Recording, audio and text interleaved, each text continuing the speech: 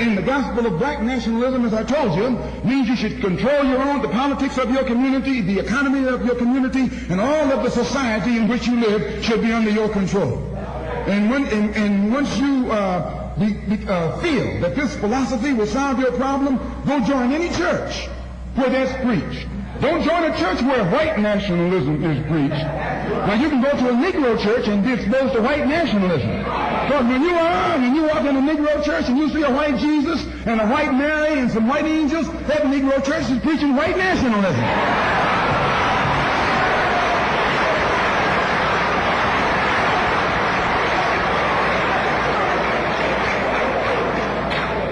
When you go to a church and you see the pastor of that church with a philosophy and a program that's designed to bring black people together and elevate black people, join that church. Join that church.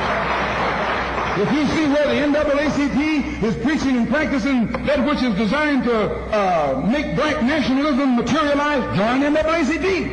Join any kind of organization, civic, religious, fraternal, political, or otherwise, that's based on lifting the black man up and making him master of his own community.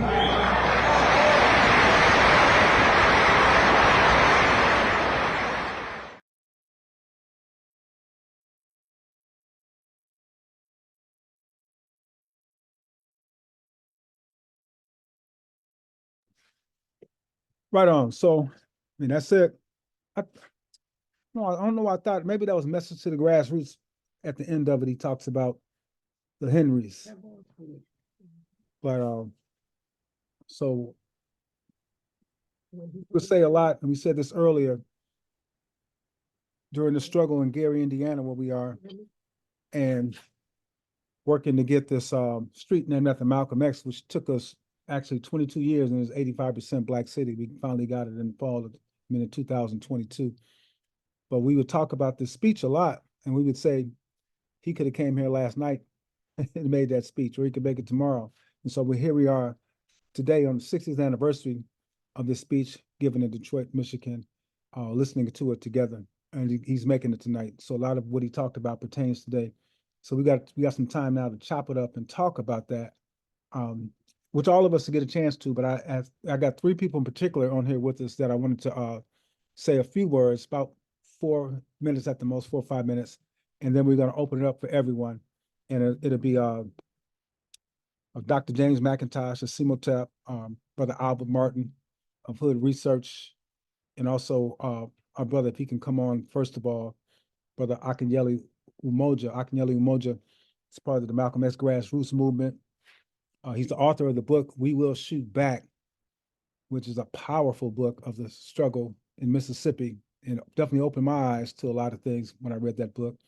But there was a big Republican New Africa presence in Mississippi, and that's why I was maybe he'll let us know, maybe that was the message to the grassroots at the end of it, where Malcolm talked about the Henrys, who we know were Obadeli and his brothers, so he can share that with us too. But Brother Akinyele is a long time activist, blacktivist, working with political prisoners, and he's gonna, I think you were part of a program when they did the 60th anniversary of Message to the Grassroots also. So he's gonna chop it up and talk to us for a few minutes, and then we're gonna go on to Dr. James McIntosh and Brother Albert Martin. So Akinyele, AK, again, unmute yourself too. Peace and power. I want to greet everyone. Thanking Brother Kwabena for inviting me to come on. And I just want to start and name our mothers, fathers, all our ancestors. The Henry connection to this is, I think he mentions them in the last message, which is a speech he gives right the week before he's assassinated. Okay. And for those of y'all who don't know, there were 3 Henry brothers. Lawrence Henry, who was a photographer, he has a photo exhibit of Malcolm that's, I think, in the Schomburg. You got Milton Henry, who was one of Malcolm's attorneys that traveled to Cairo, Egypt with Malcolm. And you got Richard Henry, known as Imari Obadeli, who was one of the, he and Milton, who's also known as Gaidi, formed the Malcolm X Society after Malcolm died. And a lot of it was based on these speeches Milton Henry actually had a record company and helped distribute the Message to the Grassroots speech given in 1963, this speech, and then one called The Last Message with another brother in Detroit. I can't remember. Man, this is a powerful speech, as Kwabena talked to us about early on, its significance being one of the most powerful speeches in world history, really. And we got to look at it. He kind of opens, and I try to go through this quickly because I know we got other people got to say a few things, but he kind of opens with well, even, let me say one other thing about the occasion. It's in Detroit. It's 1964. He actually a week earlier had given the same speech in Cleveland, and it's slightly the same content. There's something that was left out that he did in Cleveland, or I don't know if it was edited out, but I'll present that later on. But it's 1964, and I think he mentions this younger generation, they said, that who doesn't care anything about the odds. And if you could think about the generation that came after that, you know, these are the people we talk about when we talk about Black Power, right? So we talking about, this is the generation with H. Rap Brown. This is the generation with Stokely Carmichael, with Asada Shakur, with Angela Davis, you know, with Kwabena's uncle, Geronimo Gijaga. These are the people who are getting ready to come. So Malcolm is very prophetic in that. But that's the setting he's speaking in. He starts off like identifying who he is, you know, that because people want to hear he's no longer in the nation. And as Kwabena said, this is a few weeks after he leaves the nation, right? Nation Islam. It's not at the point where contradictions between him and Elijah Muhammad are that open yet. So keep that in context. It's going to get hotter and more hostile later on. The other piece that we want, some other pieces we want to think about is after him defining himself and defining himself as a Black nationalist, he also, and defining himself not being an American, he begins to lay out a strategy. One is what we would call today, he's looking at Black voting power and how it can be leveraged. And you know, we see more of that recently with, you know, you wouldn't have had the election of Obama or Biden without the Black vote. But then, we still ain't free. So there's some other stuff we got to discuss, right? And other things we got to look at. He discusses going to the United Nations, and right as next week, I think, or yeah, you have the permanent forum of people of African descent in the United Nations. But again, we see contradiction in the United Nations. So we have to look toward other things. He talks about the necessity of unity. When he talks about you can go to any church, any mosque, and as long as we have this philosophy of Black nationalism that he's defining in very broad terms. He talks about guerrilla warfare, and he's like predicting, in one level, later you would have the Black Liberation Army emerge. So Malcolm is prophetic, really, in this speech at defining certain things. I'll plug in later. I got an excerpt from the Cleveland speech that was taken out of this speech, either in the recording we have or the you know, Malcolm made an adjustment for where he is right now. But there's we just have to put Malcolm in context when we look at this speech also. Some people would say part of Malcolm rejected Black nationalism. So let's discuss that later on too. I'm just trying to set up, did Malcolm actually reject Black nationalism, or, you know, is that a misinterpretation of Malcolm X's legacy? So let me be quiet there and leave time for other brothers and sisters to chime in. Appreciate that, brother. Appreciate that respect too for the time, and that's what we're gonna have our the other two featured brothers speak about that amount of time, and then we can all come back in if necessary because we do have a few more minutes here. So, man, appreciate that and your history with being in the struggle. And I like how you talked about how after '64, then a few years later, because the Black Panther Party was in Oakland was founded 2 years later in October '66. But another piece that's interesting is that he talked a lot about the politics, and I don't know how many elected officials we had. I know we had Adam Clayton Powell, but in 1964, But then 8 years later, we hooked up in Gary. I'm here in Gary now. Right. 67. 72. Yeah, but in 67, Stokes and Hatcher came in, and Right. Hatcher said, come on here in 72, and, did that piece. We just recognized the 50th anniversary of the 72 convention right in the building where it took place, right in that gym. And one of the brothers we had with us was this brother who works with us with the National Black Leadership Alliance. And he was present in 1972 with the Michigan delegation. He's right now working with Hood Research right in Detroit and still doing his thing. And he got a few minutes to talk about a few things before we go to Dr. McIntosh. And that's my brother, Albert Martin. Oh, there you go. You got it. I just stated, Kwamina, thank you, and good afternoon, everyone. Kwamina, let me start by thanking you for letting us hear once again the brilliance of Brother Malcolm in this speech. 60 years ago today, he made it here in the city of Detroit. And interestingly enough, it is just as applicable today as it was 60 years ago. What that means is that the progress that he spoke of 60 years ago has not taken place over the years, including up until today.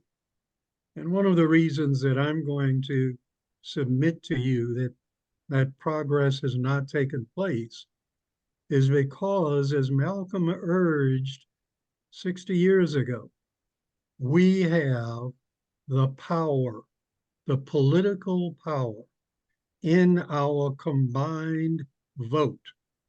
It's up to us to use it. And unfortunately, we have not been doing it. So here we are today, 2024, listening to the brilliance of Malcolm, giving us the roadmap for our political freedom in this society. And it's up to us to come together to form that unity vote, and for us to implement that unity vote with people who have our best interests at heart. And I will leave that as my statement for the time being. And then let's talk a little bit more about 1972 a little bit later. But once again, Malcolm's message to us is that of unity and being politically mature. And unfortunately, we haven't done that over the last 60 years. Right on, brother. I appreciate you, man. And it's like I said, you were with us again during the commemoration. You were here physically in 72. But in thinking about this speech given in Detroit, and even the first part of it, where he talks about the same thing you're struggling with here in Gary, with controlling the businesses in your community and the stores. I mean, now they got, and it started in Detroit. I always tease our brothers about it. Yeah, we laugh to stop from crying. But how it started in Detroit with so many Arabs or people of Arab descent running and controlling the stores. I mean, out here in Gary, they got the liquor stores, they got the gas stations, they got the hair care. I mean, it's just utterly ridiculous what they do. And again, not listening to Malcolm and what he talked about and pooling our resources and working together in unity, like he talked about. So got another brother from Detroit. We want to hear from him. Also with the Committee to Eliminate Media Offensive to African People. Good brother, we were just together on his show. He does a radio show on WBAI called Minefield. He's the host of Minefield out of New York. And I met him at a CMO-TAP forum. And I was a connection too, because that's where I met Brother Bob Law. Of course, we knew about him.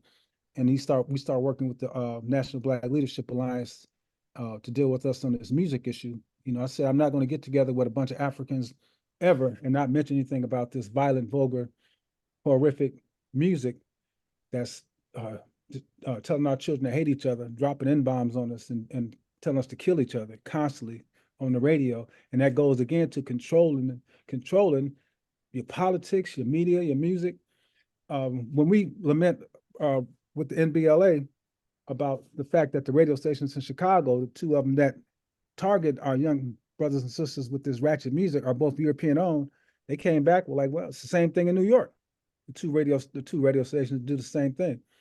But yeah, so just wanted to share that. Also, I was thinking about brother Alton Maddox. I'm not sure if it's a year, how long it's been, but I'm sure you'll let us know. But Dr. McIntosh, Dr. James McIntosh, he's also with the United African Movement, and was a big part of the United African Movement, I should say. And that's when we started doing the UAM here in Gary. We put on forums like this. We spearhead the Malcolm X Drive and do all sorts of things in the community under the name of the United African Movement, inspired by what was taking place in New York at those forums. Well, I don't know if you guys have those forums, Dr. McIntosh, every week, every other week, but you can tell us that, man. But your thoughts on Ballot or Bullet in 1964 to 2024. Okay, thank you, Brother Quabbin. I thank you for the invitation. And I also will try to keep my remarks very brief. It was good hearing this again. I can remember maybe I guess it was 60 years ago, doing this at college, at basically taking and playing this speech. This was in the early 70s, going back to, I'd started hunting in 1964, at around the time this speech was being made. This is a point when Malcolm, as was pointed out, had left the organization that had made him famous and that had really been the last big influence on him after he went to prison. He went to prison as a teenager, 19, maybe 20 years old, and had also been influenced by the streets. So a lot of the stuff you hear in this speech, he's talking about, swinging and those sorts of things. And then he was now, after he left that organization, probably while he was in the organization, he was always studying and watching what was going on around the world. But he was a person that really had been kind of kicked out of the support that he had. He had an army with him. He had economic support. He had a home. He had a platform. And then when that gets taken away from you, it can put you in a state of discombobulation. And I think he's still in a state of discombobulation here. And you can hear elements of all of the things that shaped him coming out in this speech. And as you said, there are other people who said, well, no, this was a step in his journey, that he even evolved further. There are other people that try to claim him for other philosophies and approaches. The thing that we don't know is, where would Malcolm have evolved? Where would he have evolved? A lot of the things he said in New York are almost impossible to do. The owning the little stores in your neighborhoods and that sort of thing. You first have to have the opportunity to buy those kinds of properties, because when you rent those type of properties, the people just jack your rents up where that make them completely unaffordable. I'm speaking of here in New York. The leveraging of the votes. One of the things that we tried to do in UAM, and we actually did do, which was to create a third party. We created a thing called the Freedom Party. First, we had the United African Party, then we tried the Freedom Party. And we were trying to create a vehicle where people could leverage their votes. Right now, you can still leverage your votes, but you're leveraging your votes between, as Du Bois said, frick and frack. At this particular point, my work is with both CMOTAP and with the Universal Negro Improvement Association African Communities League. So Malcolm is a lot of the things that he's speaking about were put into him as a child by his father and his mother, especially his mother, because they were both members of UNIA. And of course, with his reading, he read a lot. And I think that the next thing that happened to him was travel. And I'm going to stop there, because once he traveled, again, he evolved even further. And I think that one thing about it is that people can claim him from different camps because he was in a state of flux. So you get some of the things that he's saying coming from Nation of Islam, like when he said, he talked about, it was almost like saying wasting your time going out boycotting people and begging for a job. That came out of the Nation of Islam. That's still some of the Nation of Islam that's still in him. And when he talked about the movements, the movements around the liberation movements around the world, I think that got even further refined as he did travel. So I'll stop right there. Appreciate you, brother. I know Malcolm made it plain when he would say, travel broadens your scope. Like he did, he made it plain. I don't know, I find it interesting though when you talk about a lot of things that came from the Nation of Islam and you being close to John Henry Clark, and we hear Dr. Clark talk about a lot of the things that the Nation of Islam established may have came also via Malcolm, because I know didn't he start the newspaper or work with the Yeah, FOI? it's not a lot of them did come from Malcolm, but a lot of them, the UNIA says that Elijah Muhammad was a member of UNIA. It was actually in the African Legion, and there's people who come forth with pictures to say he was there. Elijah Muhammad denied it. But if you look, if you look at the uniforms of the African Legion and the uniforms of the FOI, the uniforms of the women in the African Legion and the uniforms of the women in the MGT, when they're in that, you can see a lot of the similarities. And certainly the newspaper is very similar. Many of the institutions and structures of the Nation of Islam were very similar to the things that Garvey had created. So it's a circle. Malcolm certainly, I think that Garvey really was the person who did the most of it, had the biggest influence on the Nation of Islam and everything else. But then Malcolm certainly made the Nation of Islam grow, I think, about 7 times in size when he came into it. But they had already had some of their confrontations with the system, not joining the army and those sorts of things. So I think a lot of it. I'm sorry, you asked that question. That's why I started But talking. that's fine. Let's start with this other dialogue, and I do want to ask you one other question, because you do a lot of this when you have the forums with CMOTAP and other forums, which I encourage the people to check out. Really, some powerful forums. So, I'm gonna see if you think this is a good idea. The people to hit the raise your hand thing, so I can catch you on that, and then we can you can come and speak. Yeah, hit that raise your hand icon. And as you get ready to do that, anybody who wants to share some information, go back to our 2 previous panelists or whatever, please do. But just want to remind everyone that next year is the 100th anniversary of the birth of Malcolm. And again, we want to do some serious programming nationally and or internationally around our brother's 100th anniversary of his birth, again, so we can talk about and really honor him and talk about his messaging and see how they pertain to today, like we're doing today. Brother Quammen, I would like to say one more thing, which is that although I was talking about how difficult it is to open those little stores and stuff, the UNIA in New York has opened a supermarket that people can get their groceries and stuff like that at. So we're still following those same ideas of Black nationalism. Yeah, right on. Because I'm glad you mentioned that too, because like I know here in Gary, when I moved here in '91, I mean they still had those stores. A lot of them were closed and vacant. But then again, that's when a lot of the Arabs slowly but surely came in and opened them back up, or opened a few new ones, but they opened them back up. And I know, like in Detroit, what's my brother's name? He is just spearheading the opening of they just broke ground for a brand new co-op facility in the community. So, Dr. Umoja. No, I was going to say, I agree with Brother McIntosh.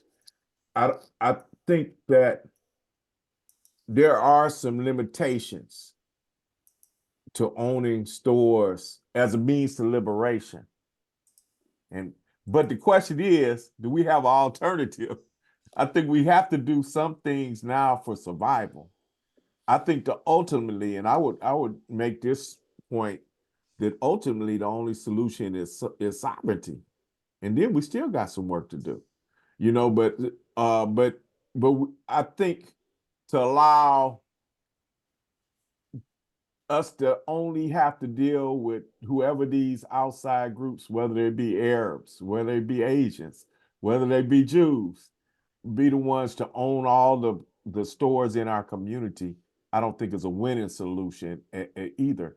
But I think we have to pool our resources and do what we can as a means of survival and to try to grow something at this particular point. I know that there are some people who argue, well, it's a form of black capitalism, but you know, again, what do? We have to do something to and so I think forming cooperatively owned enterprises at this time is a step that we have to take. Right on. Again, like the brother, I think his name is something Yakini in Detroit. Malik Yakini does the urban gardening, and we got other people doing, you know, things in rural and urban areas in terms of agriculture. You know, we don't have a choice. It's just like, do we protect ourselves? Yes, we got to protect ourselves. We have to be prepared in terms of armed self-defense. Armed self-defense won't win the struggle right now, but we got to do it. There's some things just, you know, in terms of our human dignity and integrity that we got to do. There's steps toward sovereignty. And you don't start, you know, at the top running a government, right, and then running a country. You got to do something at the basic community grassroots level where we're at, and then to figure out the strategies we need in order to seize power. Right on. Excellent point. Something a lot of us don't think about. Like tomorrow it'll be our kingdom, but it'll be our, yeah. Excellent point. Yeah. Anybody else? Anybody from our BLM crew? You know, anybody else got any comments, any thoughts on the speech, on the rap, or anything else pertaining? I see we got a hand raised up, and who is that? Go ahead and speak, whoever it is, unless that was your hand, Professor. Can you guys hear me? Yes. Yes, sir. Good evening. I'm Brother Quabin. I'm with the Economic Cadre in NLC. That's where I know you're from. But Yes, indeed, Brother Wood. Right. I will say, with the short time I've been on, I've been disappointed. But let me just try to hone in. But Brother Umoja, you said Malcolm strayed away from Black nationalism. That's not what I said. Okay, I said that some people say that. Oh, okay, gotcha. I say some people say that he strayed away from Black nationalism, and I think Brother McIntosh made a good point. Malcolm is in transition when we hear this speech, right? He's left his foundation and he's trying to balance certain ideas, and so there's a thing where Malcolm goes to the continent, to Africa, and he meets this ambassador from Algeria. And Malcolm said his philosophy is Black nationalism. And the guy says, well, where does that leave me? Because he's an Arab. And so Malcolm, I think, was a little bit taken off by that. And he said, so he thought he would stop using this term. If you read his speeches, though, he continues to use it later on. But I did hear, I'll give Maulana Karenga credit for this. He said in a speech that if Malcolm had been righteously prepared, he would have said, I'm an African nationalist. Aren't you an African too? He could have posed the Algerian ambassador with that. So I think, again, we got to see Malcolm as a human being. I'm 70 years old. I'll be 70 years old this year. Malcolm was what, 38, 39 when he's giving this speech. We would have expected, and like Brother Malcolm McIntosh said, we don't know where Malcolm would be right now, but we could project. And he would have matured prayerfully and developed his thinking even more so. I know another piece, and Kwabena mentioned John Henry Clark, who was one of his advisors, one of the people working with Malcolm during that particular time. But, you know, Malcolm was developing, he was being challenged with things, and then he's going around giving these speeches in organizations sometimes was dealing with a lot of challenges back in New York. So he didn't have the time to like do these travels and to sit back and reflect and to come up with a more coherent ideology and program than he did, even though and then we have to also look at the program of the Organization Afro-American Unity. That didn't just come out of Malcolm's head. You had people like John Henry Clark, John Oliver Killings, and others who worked on that program. So I think, but to your point, no, I'm definitely not saying he wasn't a black nationalist. I think he was a black nationalist. I think he was a Pan-Africanist. I think he was an African revolutionary. You know, he was definitely opposed to capitalism as an ultimate solution for black people. He talks about all of those things as he's developing his ideology. Right on. So Roy, now that you understand that he was not saying that, are you still disappointed? Just curious about that. In general, from what I've heard of the things we can't do, but for now, I listen and try to learn some. Okay, right on. So when we were talking about this with the National Black Leadership Alliance, we were talking about we're really focusing on this election piece and this voting and some things that dealing with voting. And one of our comrades out here in Chicago, Cam Howard, I was hoping he could be with us. He wasn't able to be with us, but he talked about some of the same things that Malcolm discussed when he talked about our power within these two political parties and what it means and what have you, and how they depend upon our vote. And Cam is he has this piece called "Earn the Black Vote," and Cam used to be co-chair of Cobra, and now he's with this Reparations United. But one of the things he talked about is how we hold the keys still in 2024 to Democratic Party success, and stating and pushing on the president right now to excite the black vote and reverse the defection of 2.9 million black voters is what they're saying. And that is to sign this reparations commission via executive order. He can do it via executive order. And you can check out earnyourblackvote.net to see more information about that. But just briefly, I mean, that's still another push that we have is our reparations that we talk about with Nation of Islam that they were asking for as part of their 10-point program. We were asking for Black Panther Party that we're all still asking for today are reparations. And so, but I just find it interesting that when you start talking about that, I said, that's the same thing Malcolm talked about in '64. Right. The brother Gardner has his hand up again. Yeah. One thing I heard from Malanga Karenga that I think we lack critical thinking a lot. You know, come back to basics like, okay, where are we going? Forget strategies. What do we want and why? But one thing I heard from Brother Karenga that I thought was real deep, and there's a lot of things many people disagree with him on and myself. He was like, stop. He says, someone asked him about Trump versus Biden, and he said, we shouldn't even call a candidate's name until we know what we want. Not what they're going to give it. What do we want and what's the strategy? And once we itemize what we want and the conditions we are trying to get, then you look at the political system and see who has those or who's closest to that. We get caught up in these personalities and who don't like us and stuff. And I think we're just too comfortable.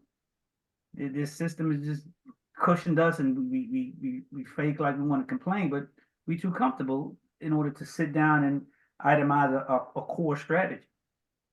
But as far as politics, what policies do we want and who has those policies versus, who's going to excite us or who do they give us a reason? We got to have our own reasons of where we're going and what we want. And then look at the system and see, hey, can we pickpocket here and there? Well, and that was the strategy that we were talking about just then in terms of something that we know we all want and are well overdue, and with the reparations piece. So that's why, again, those with Cam Howard and those of us fighting for reparations is looking at that as a major strategy, because again, he breaks down what that reparations commission is, And it is like it's leading towards getting your reparations. It's laying out kind of like how the government's blueprint to disperse these reparations. And so he said, sign that commission. And one more thing, I think we lack warriors. Like, as Baba Amos Wilson says, we're not destined to win. We're not destined to overcome. People go away. People get extinct, So he says, so what if? Just look at the worst case scenario. What if we don't get reparations? Make a plan for that. Or are we just totally dependent there? You got to have 2 or 3 lines to get out. But, what's the strategy if we don't accomplish that in 20, 40 years? But Roy, and I think people are working on that. I mean, we're part of the Nubian Leadership Circle. These are organizers. A lot of people on here, BLM, Gary, I mentioned our chapter here, and Malcolm X grassroots movement. Dr. McIntosh talked about what they're doing, the work they're doing with CMOTAP and others. And so we're working on that. We had Brother Anthony Muhammad on here earlier, part of Revolutionary Sankofa Radio out of Birmingham. And I think about our Sister Viola Plummer, who just made transition. The time I met her, we were out here for the reparations planning meeting with Dr. Conrad Worrell and Roger Wareham. Brother Lambe Brock, met him too that day. And I had just read The Debt from Randall Robinson and was talking about the debt. And one of the things at the end of it, he said, even if we don't get it, we should still fight for it. And in fighting for it, we learn more and all that. But anyway, I remember Sister Plummer, getting on me about when I was talking about Randall Robinson. I just thought about that. But no, we still have to fight for these things. And we are. Yeah, and I'll say one more thing. Okay, I said Brother Al was about to say something too. Oh, apologies. No, Me go too. right ahead. I'll follow you. Go right ahead. This might jab our brother Albert a little bit, but first of all, brother Kwabena, I know your work and you're solid. Yeah, I know you're all over there and you're doing your work. So not trying to indict anything you do, but another thing is to make a kind of a gruesome analogy. There's a show. There's a show on TV called The Wire. It's a show the worst of black people, but some guy, I think his drugs came up missing, and then the guy said, he's like, yeah, what's the police report? Meaning, show me you have evidence that something happened. I think we need evidence that we tried to open up a store and we got blocked. Versus saying, they ain't gonna let us do this. Where's the evidence that we went to buy that land, or we went to buy that store and it got blocked, and we didn't go buy another one here, or we got to show receipts that, hey, we tried that. Not, hey, that other brother tried and we can't get there. But short story is, we can get those stores. We rather buy that Mercedes Benz or whatever else. Right on. Okay. One of the things that I find interesting, and it goes back to Malcolm's speech, is that of Black unity. Here in the city of Detroit, as probably all of you know, we are 78% of the total population of this city. Unfortunately, for the last 10 years, we have had a mayor who has gone through 3 elections, and the vast majority of his decisions and his policies are not in the long-term best interests of the people of this city. When we look at having the type of political power that we as Black folks in this country have, when we vote as a block, we can turn some things, most things, around. We can also control a large number of the elections, local, state, and federal. What are some of the strategies that can be implemented that can have us realistically pulling together that unity so that we can have political strength in this electoral process. You know, Brother Al, I think about what you all just went through in Michigan. And, you know, I guess it's taken a genocide to a certain extent for it to happen. I'm just looking at what happened with, I mean, and Brother Malcolm mentioned, you know, just looking at the strategy of the evangelists also, you know, certain things that they do. But just look what happened with Omar, Representative Omar, and how many people voted. What was it? No decision. What was the vote they did in Detroit or in Michigan? They wanted We had 10,000. They got 100 or something. They had uncommitted. They Uncommitted. were expecting 10,000, ended up with over 100,000.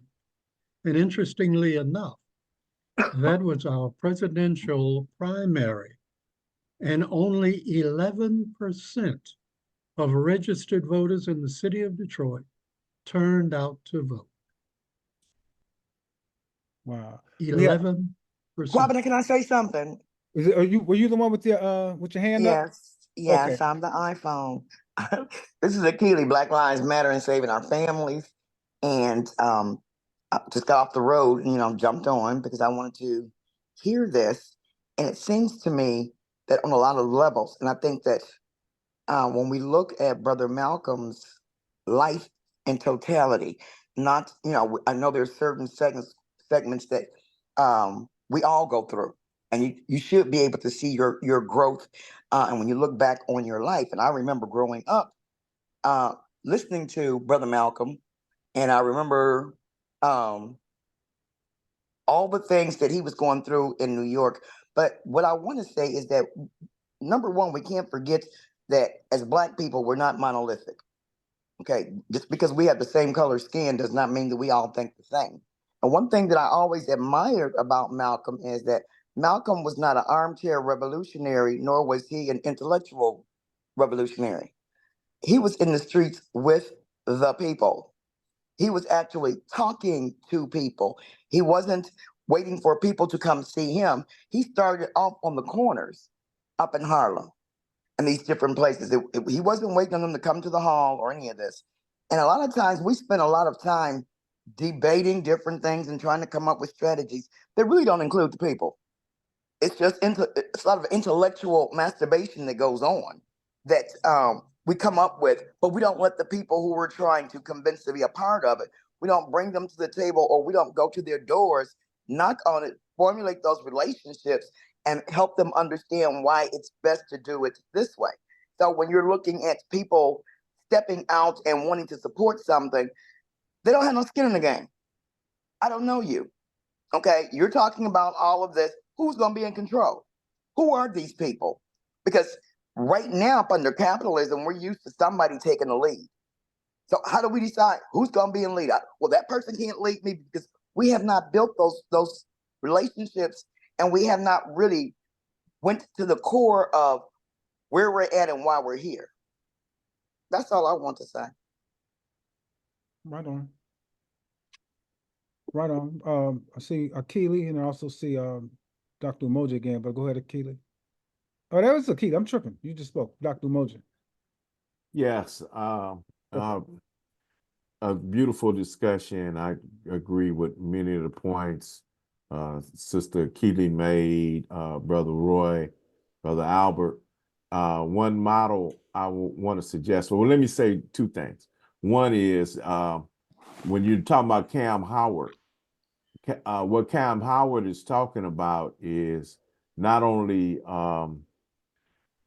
I think what the argument I think he's making is if Biden wants to win, not saying that, you know, we for Biden or not, but if he wants to win, he needs a certain amount of the Black vote in order to do that. And so, but right now, like Brother Albert's saying, Black people ain't necessarily inclined to go out to vote for Biden. A lot of them voted for him last time, and they ain't seen everything come about. And there might be other reasons that Black people might need to have as a form of self-defense.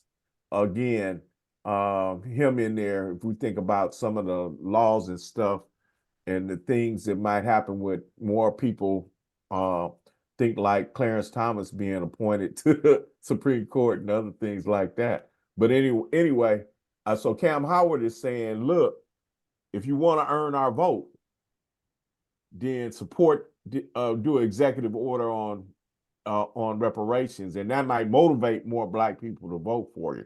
So he's using it from a point of leverage. But the thing I was also going to point out is another model we might want to think about. I think I saw in the chat about developing a Black agenda. Um, one of the models to do that was what happened in Jackson, Mississippi, with my comrade Chokwe Lumumba and his son and others are trying to continue this now in Jackson. But when Chokwe ran for city council in 2009 in his ward, they organized a people's assembly in that ward, which created his platform. And then after he was elected to city council, that's where he took his cues from, was from the People's Assembly. He might even disagreed sometime, but he voted with the people on that. His slogan was the people should decide. People must decide. And then it was expanded citywide when he ran for mayor in 2013. But that's a model, at least on a local level, where we can start developing agendas and then making sure the politicians in our community follow that agenda, or the People's Assembly becomes a vehicle to run them out of town and run them out of office. So we need to think about those type of vehicles, particularly again on a local level. It might be more challenging to do it nationally, but it could be a start for a national hookup on that basis. Right on. And again, that's going back to Ballot or Bullet when you talk Exactly. It is. Yeah. And really, as Brother McIntyre says, really going to grassroots Garveyism. Malcolm is definitely, as he said, a child of the Garvey movement, as well as Elijah Muhammad was. And so I remember Brother Chokwe used to always say that his political father was Mario Bedeli, as you mentioned, but his grandfather was Malcolm X, and great-grandfather was Elijah Muhammad, and great-great-grandfather was Marcus Garvey. So we have to keep that in context, that this is a lineage. We look at that 72 convention, and I didn't even know it until I watched Nation Time, and I look up and then, wait a minute, it looked like a young Chokwe Lumumba up there. He was there. His daughter was with us too a couple years ago when Well, here's the thing, that 72 convention voted for reparations to be on its platform. Same thing they're talking about today in terms of commission. But the Mississippi delegation to the 72 Democratic Convention also agreed with the Republic of New Africa's program around reparations. And Chokwe was in Mississippi to push for it at that time. And many of y'all might have heard, I know Brother McIntosh knows Brother Ahmed Obafemi, who's an ancestor now. Ahmed was arrested, and they tried to make it seem like he was there to kill McGovern, who's a candidate for president, the Democratic candidate. And so that was a COINTELPRO thing, really kind of undermined that whole reparations thrust. But it's a part of our history, again, that's being submerged. I've never heard that one. Wow. Yeah. I'm gonna do more to try to, in my intellectual work, to try to get some of these stories out for our people to know, and our younger generations to know. Right on. But there's only we're about to wrap up. We haven't heard from Jay or Sister Kim. You all did have something you wanted to share, but I think this has been important. It's been great. And let's Dr. McIntosh, Brother Al, you all have anything else you wanted to share before we close out this meeting, this commemoration? I'll keep it relatively light and relatively short. I enjoy listening to Malcolm X speak. I always do.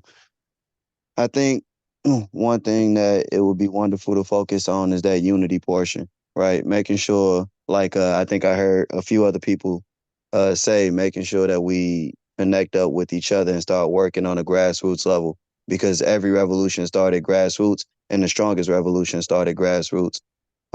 So as long as we maintain that and keep that axiom, instead of focusing more on outside people, influences, etc., then I think we'll start to build something that's stronger than what we have or what we will have. We start with the people and build from the people so they can't take it from, you know what I'm saying? So I'll leave Exactly, it there. exactly what you're saying. I think I would like to say that in UNIA, one of the things we've tried to do is follow some of Marcus Garvey's blueprint. And so, we have a collective effort that created this supermarket, and we bought shares in the same way like Marcus Garvey sold shares for $5 in order to create the businesses that he created. But we didn't sell them for $5 because we had a brother who was an actuary there, and he showed what the what $5 would be then. $5 then is $600 now. So that gives you an idea of the level of sacrifice that was required by Marcus Garvey's followers, because they were making not much more than that in a week, but they would sacrifice to, and the supermarket has been running for at least the last couple of months. The general idea behind the supermarket was actually to create a warehouse for all of the black restaurants that were purchasing foods, to say at least let's keep that money inside of our community. A lot of restaurants did not, join in with us, although many attended the initial meeting that we had when we conceptualized this. But I think that most of the elements of Malcolm's platform, even some of those that he discounted, our people try at some point or another. And if I was to make an analogy, it's just like as if someone tied you to a stake and everybody starts running in different directions. One person says, I think we need to do economic sanctions. Another person says, well, I think we need to, we need to shoot some people. Another person says, well, I think we need to vote. I think we need to, but they're pulling in all different directions, and that stake stays down there. So the first part of a statement that Mr. Garvey made was that basically if 400 million of us, and at that time that's the number he was using for the number of Africans in the world. So he's the first part of that statement is about unity. He said would only get to know themselves. So the next part he's talking about is self-knowledge. Then and to understand it within them is a sovereign power, something that you can't you can't shake. You can't. I mean, I'm paraphrasing now. Then overnight we would have a nation and empire, irrespective of what other people thought. So I think that the unity piece is important, and it's interesting when we have these types of forums to see how much we gravitate towards unity and how much we gravitate towards selecting something that we think we disagree with. The first part of unity is to what Malcolm was saying in that speech is to, hey, let's leave the stuff we disagree with at home. Let's talk about what we can agree with. And lastly, there was a brother named Toomey. He said, you could have 100 black people. Now this is in a way kind of speaking negatively, but he was trying to make a point. 100 black people that agree on 99 things and disagree on one, and they'll split up. They'll have a fight. And he said you could have 100 white capitalists that disagree on 99 things and agree on one, and they can come together on that one thing to oppress us. And I think that's where we have to, if I was to take something from Malcolm's speech, it was just as the brother said, it's the unity piece that we got to find a way to put those disagreements beside us, especially when we don't know each other. You know what I mean? When you don't know people, you don't know their lives, you don't know what they've been involved in, you don't know what they've done, you don't know what they're involved in now. You